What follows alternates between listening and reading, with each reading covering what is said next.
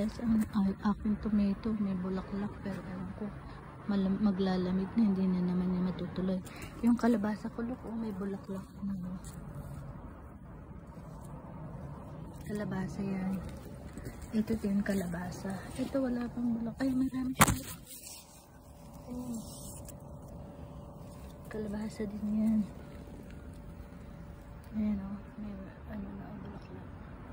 Ito yung gabi ko. As usual, yung aking laurel. Palago ng palago. Ayan, puno na yan talaga. Nabili ko lang yung maliit. Ayan. Aking mga pananim. May mga bulaklak na. Ang kalabasa.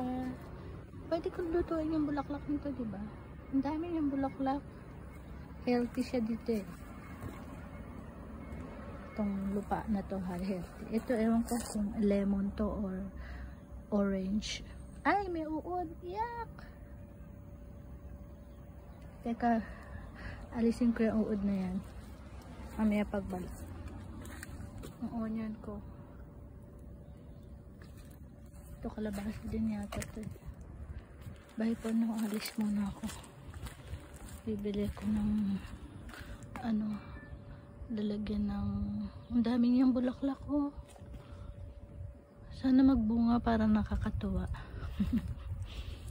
Ang daming bulaklak ng kalabasa ko. Yay! Ang daming bulaklak. Bye for now. Please subscribe my YouTube channel, Pinay Wife Life in Japan. Paalis ako. I'll catch the bus now.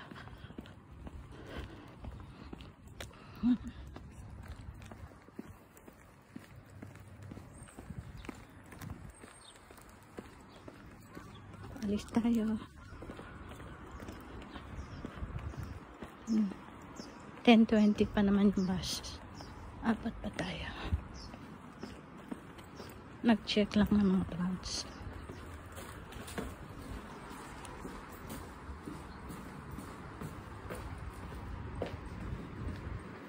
Yung mga tambay.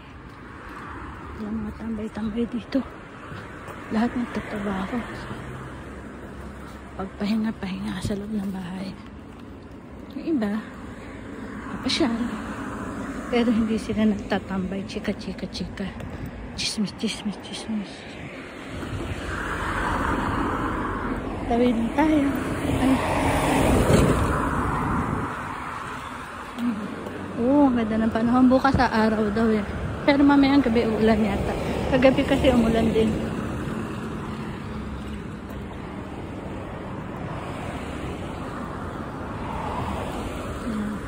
Bye muna. Papunta na ako ng bus station. Tatawid lang ako dito.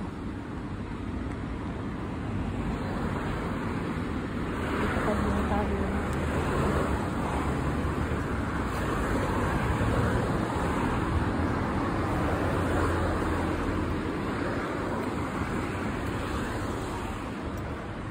Dito kasi yung bus station sa tapat namin.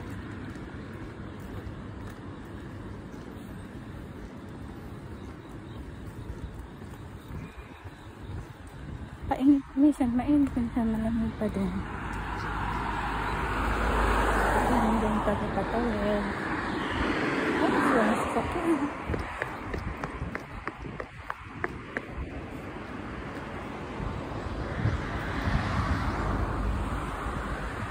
Ito ako mag-aantay ng bus. Ngayon lang, subscribe my YouTube channel na Pinay Wife Life in Japan. Pwede mo ito. Malamig. Nakamaong naman ako. Bahay ko na.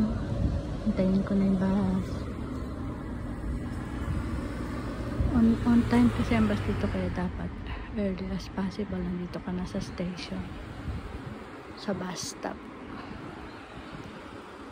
May 20 na ba? 10:20 kasi yung bus.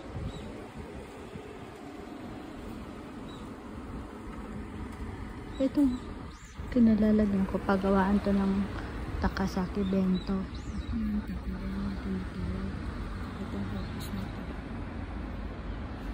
Ay, sorry, natatakpan.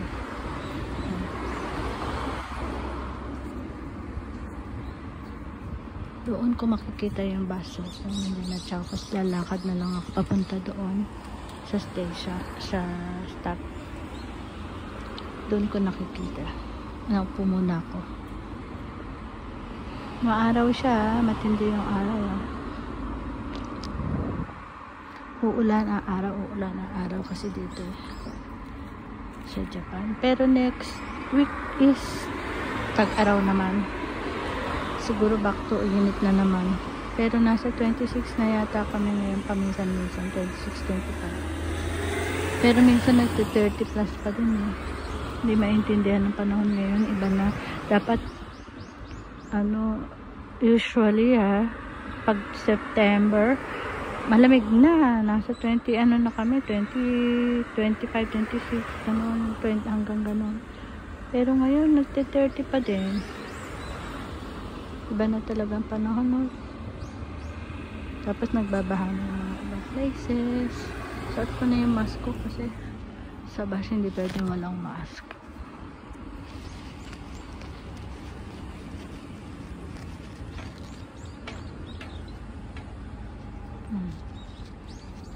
Mask na ako. Wala pa yung bus. Hindi ko siya makikita. Saka punta dun sa bus stop.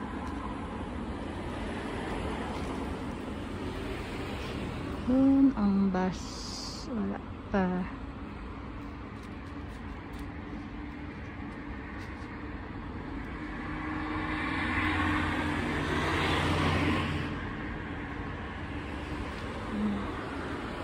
Mga sasakyan lang.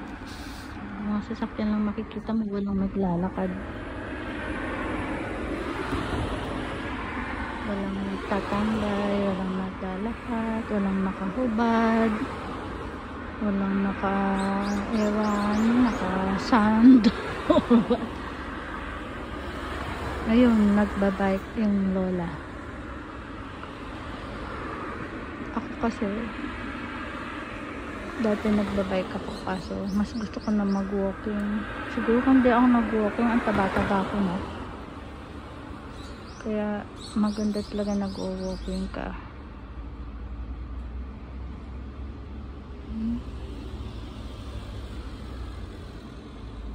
Diba? May kaunti lang makikita mong mga naglalakad pero may pupuntahan talaga sila. Hindi yung nakatambay-tambay. Aga pa lang inom na yung lugar, nakahubad, kung ano-ano yung itsura.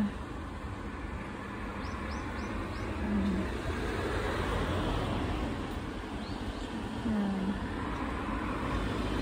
Pagdating na yung bus ko. Pagdating na siya. Makikita na siya doon. Dun sa paano ba ito ang lalaki na hindi ko alam pag sumba ka mawala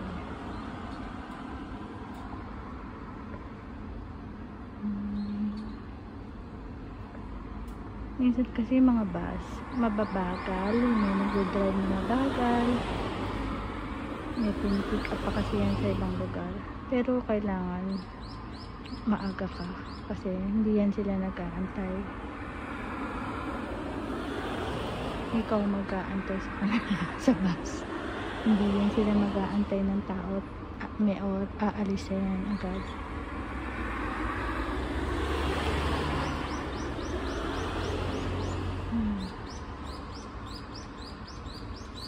Hindi mo alam kung hindi maaraw o what. Pero sabi cloudy daw ngayong araw na to. Mamayang gabi siguro ulan. Sana nga paggabi lang siya umulan para yung mga halaman. Tsaka yung dam namin na mga ngayon dam. Natutuyo yung iba. Kailangan din ng rain. Hindi ng araw. Ay, ng ulan. Yun na yung bus ko. I need to go there na kasi paliko na yung bus. Dala ko ba yung wallet?